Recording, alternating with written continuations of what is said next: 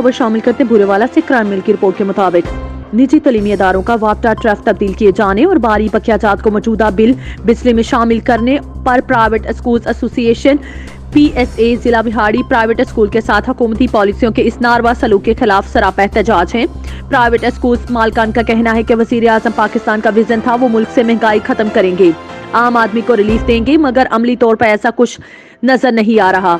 हुकूमत private schools की policy बनाते वक्त हमेशा पाकिस्तान के महंगे तरीन प्राइवेट तलीमी इदारों 10,000 फीस 10 कनाल की इमारत 2,000 तादाद वाले स्कूल्स को जहन में रखकर पॉलिसी बनाती है। ये बात हमेशा भूल जाती है कि पाकिस्तान में ऐसे तलीमी इदारों की कसीर तादाद मौजूद है जो सिर्फ 500 से 1,000 रुपए में सिर्फ 200 तादाद के साथ हुकूमत का बोझ बांट रहे हैं। कोरोना के इन हालात में ऐसे तलीमी इदारे बंद होने के करीब हैं।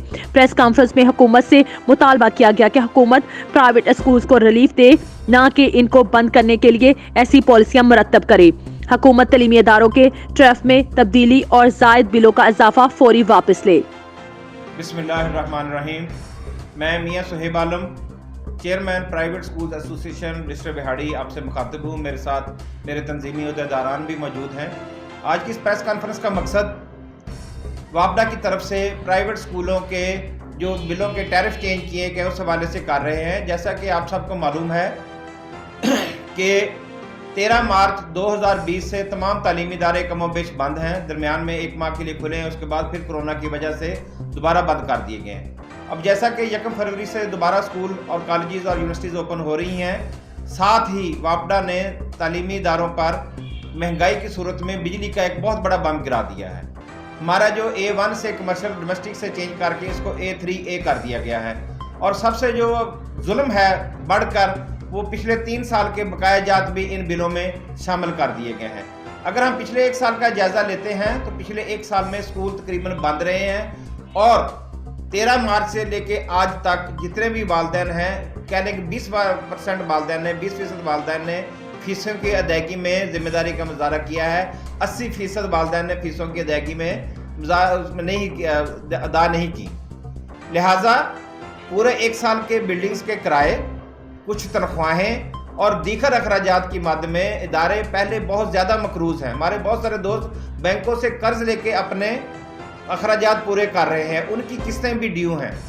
तो आज की प्रेस कॉन्फ्रेंस का मकसद ये था कि खुदा के लिए हमारे तालीमी इदारों पर रहम किया जाए।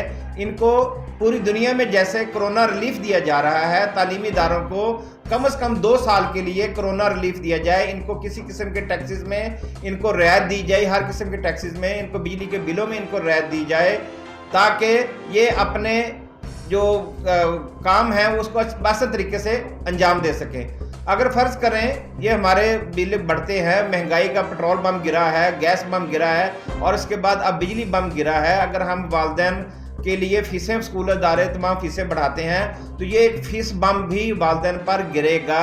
लेकिन हम नहीं चाहते कि हम इस कोरोना ज़दा दौर में वालिदैन पर मज़ीद बोझ डालें। हम उन्हीं फ़ीसों पर काम करने के लिए तैयार हैं जिन फ़ीसों पर हमारा जो स्कूल कोरोना से पहले जो हमारा चल रहा था।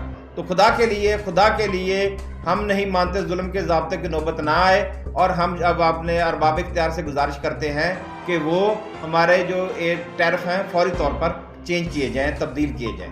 बहुत शुक्रिया।